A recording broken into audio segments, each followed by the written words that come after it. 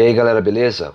Você já parou para pensar por que existem substâncias que são sólidas, outras líquidas e outras gasosas? Por que as colas têm essa propriedade de aderência? Ou por que alguns insetos conseguem andar sobre a água? Fica ligado na aula de hoje, porque tudo isso pode ser explicado pelas forças intermoleculares.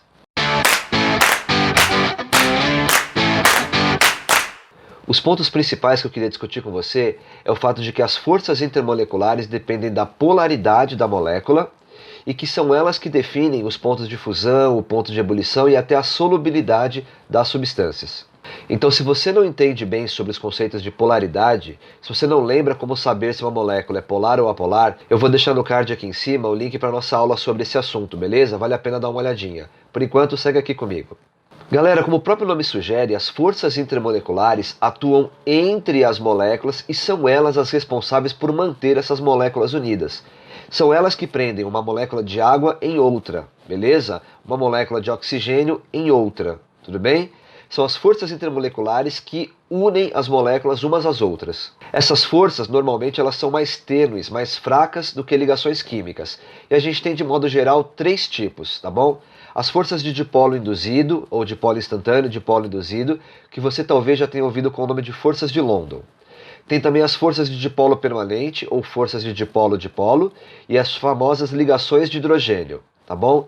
As duas primeiras também são conhecidas genericamente com o nome de forças de Van der Waals, beleza? A gente vai falar um pouquinho sobre isso, se liga. Galera, as forças de dipolo instantâneo e dipolo induzido também são chamadas de forças de London.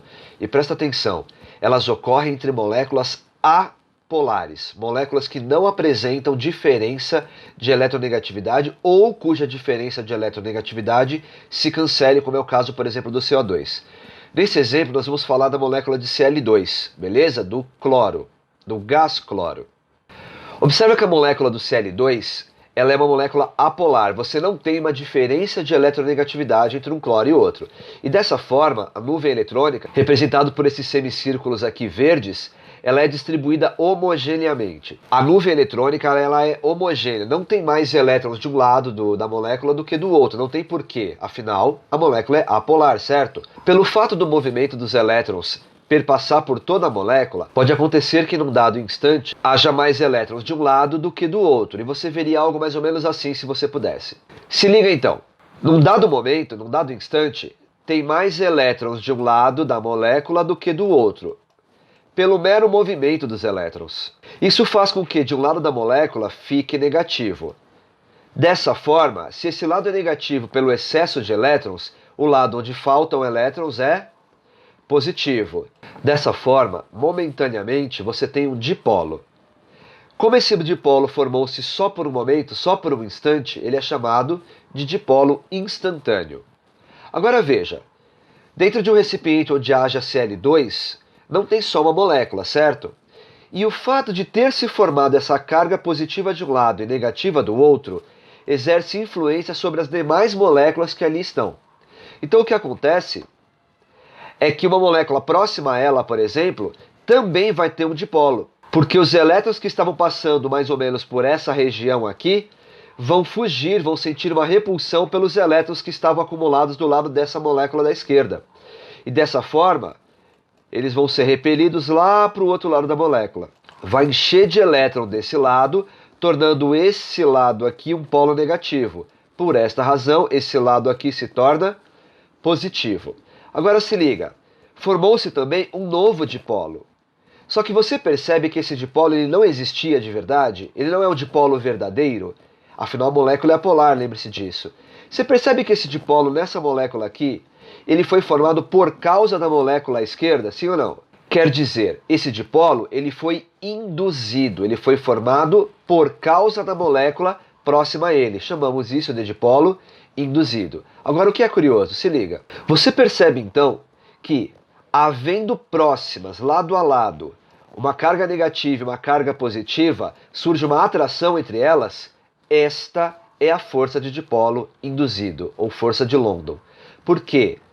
As moléculas se atraem devido ao dipolo negativo e positivo de moléculas diferentes, só que como esses dipolos se formaram instantaneamente e foram induzidos entre eles, essa força ela é muito tênue, ela é muito branda, muito pequena. Então essa é a chamada força de London. Agora veja, o fato dessas forças serem muito tênues, muito brandas, pode explicar por que o Cl2 é um gás. Porque se a força que une, as forças que unem um Cl2 ao outro são muito tênues, não é muito difícil separá-las. Eu não preciso fazer muita força, gastar muita energia. Então a temperatura para separar uma molécula de Cl2 de outra é pequena. Tão pequena que sob temperatura ambiente eu já atingi essa temperatura. Por isso que o Cl2 é um gás. Por isso que o cloro é um gás. É a mesma explicação para o oxigênio. Por isso que o oxigênio é um gás. Ou para o CO2. Por isso que o CO2, o gás carbônico, é um gás. Ah, agora eu entendi! Agora eu saquei! Agora todas as peças se encaixaram! Agora dá uma olhada numa coisa. Todos esses caras aqui, o F2, Cl2, Br2 e I2, são da mesma família. É de se imaginar que eles formem compostos semelhantes, compostos parecidos.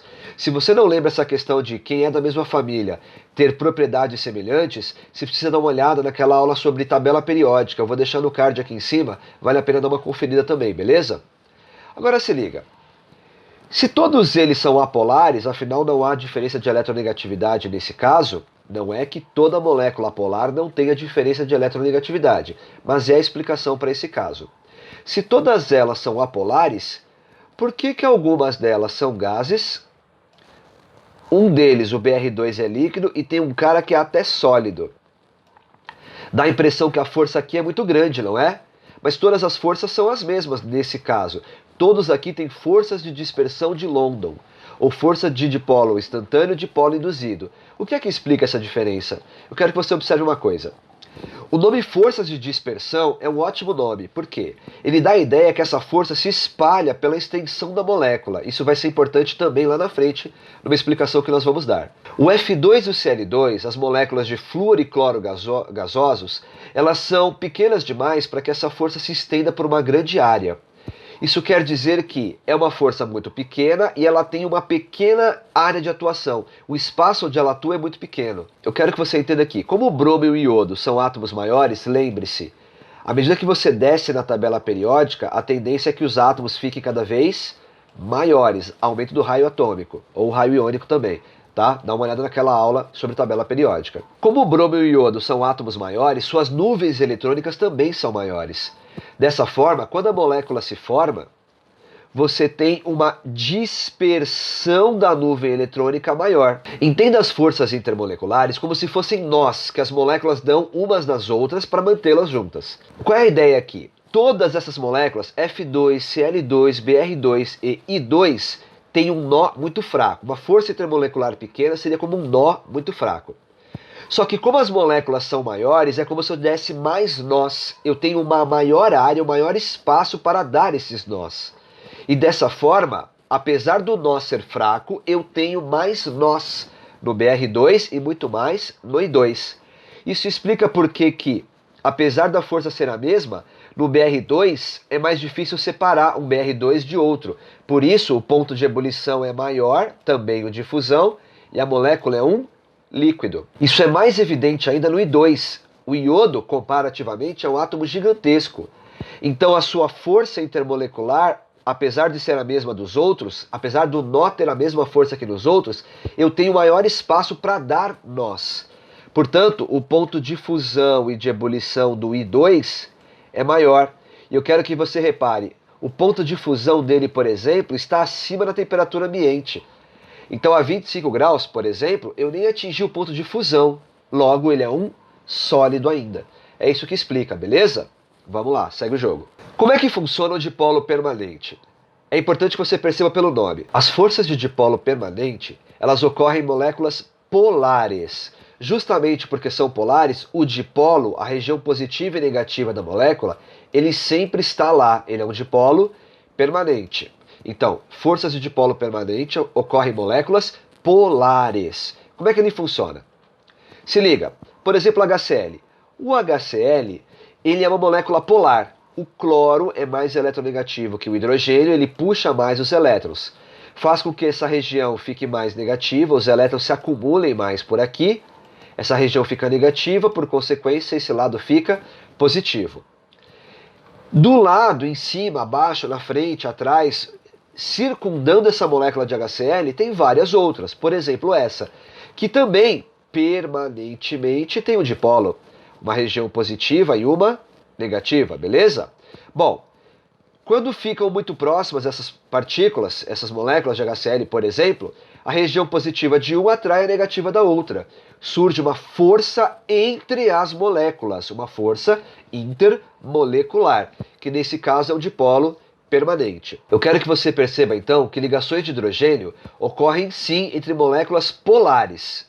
Mas então por que tem um nome diferente? Porque ela não é a força de dipolo permanente. É que na ligação de hidrogênio, a diferença de eletronegatividade daquela molécula polar, entre os átomos que formam aquela molécula polar, ela é tão intensa que ela adquire novas propriedades. A força ela é particularmente intensa, mais do que no dipolo permanente. E como é que eu vou saber se é a ligação de hidrogênio?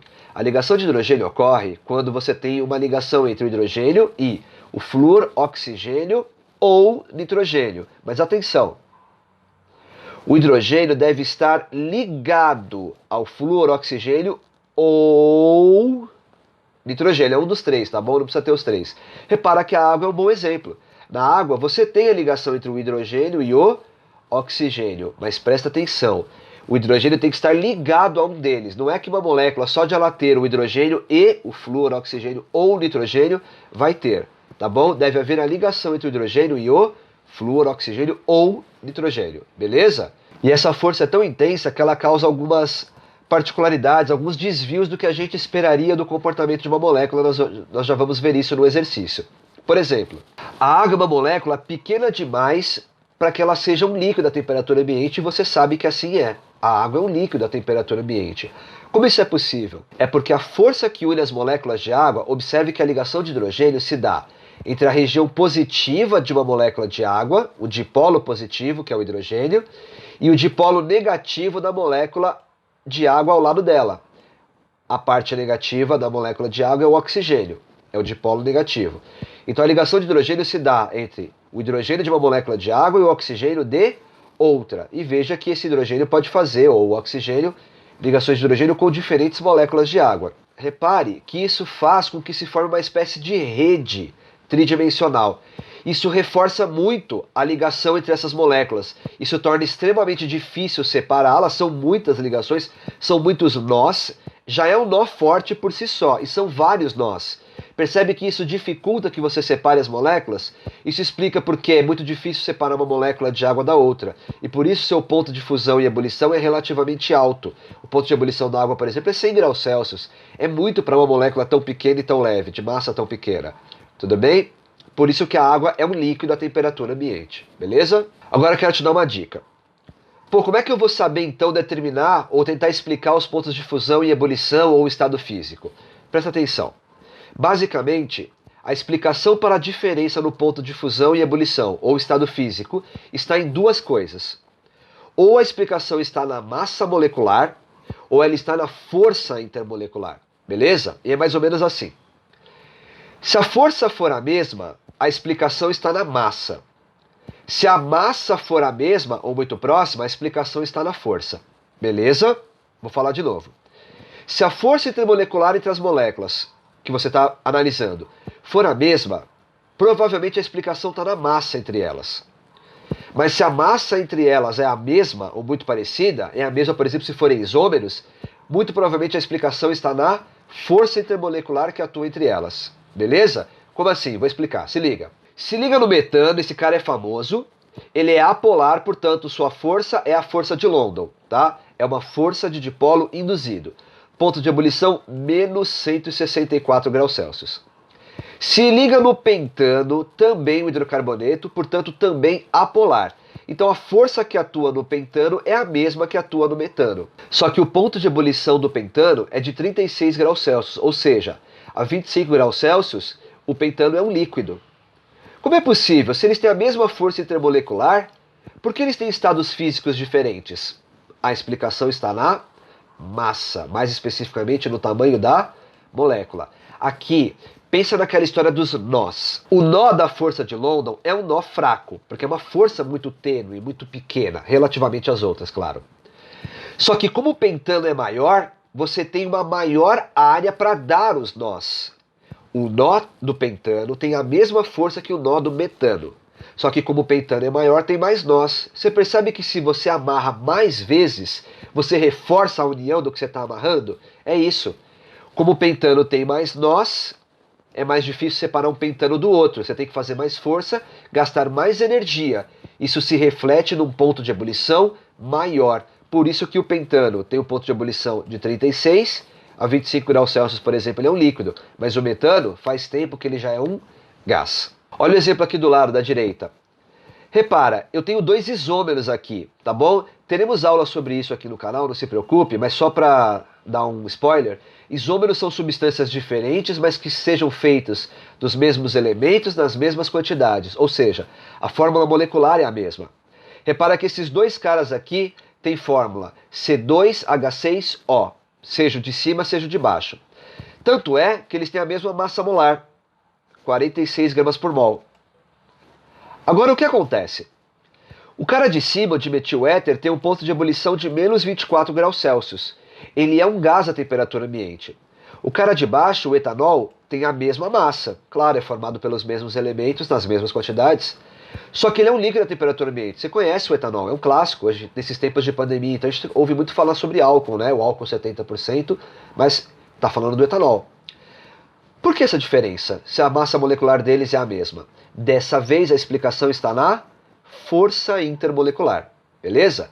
Eu quero que você repare que o dimetil-éter, tá, é uma molécula, de fato, polar, de uma polaridade baixa, mas ele é polar. Já o etanol, ele tem a ligação entre o oxigênio e o hidrogênio. E dessa vez, nesse caso do etanol, ele faz ligações de hidrogênio. Como a força intermolecular que une o etanol no outro é maior, é mais intensa do que a que une um dimetil-éter no outro, é mais difícil separar um etanol do outro, eu vou fazer mais força, gastar mais energia. Mais energia para separar partículas, moléculas, implica no maior ponto de fusão e, no caso, ebulição. Por isso que o ponto de ebulição do etanol é maior do que do dimetil-éter, mesmo eles tendo a mesma massa. Beleza? Valeu! Galera, para fechar, eu quero que você tente fazer esse exercício. Dá um pause no vídeo, leia com atenção e tenta me explicar o porquê da diferença nos pontos de ebulição dos compostos feitos por hidrogênio e um calcogênio ou chalcogênio, a galera da família 6A. Veja, a água tem um ponto de ebulição de 100 graus Celsius, H2O. O oxigênio, o enxofre, o selênio e o telúrio são todos da mesma família, eles formam compostos parecidos. Tudo bem? Por que será que a água tem um ponto de ebulição tão anômalo, tão diferente e que foge à regra do H2S, H2SE e do H2TE? Pensa um pouquinho e a gente já volta com a resposta. Valeu!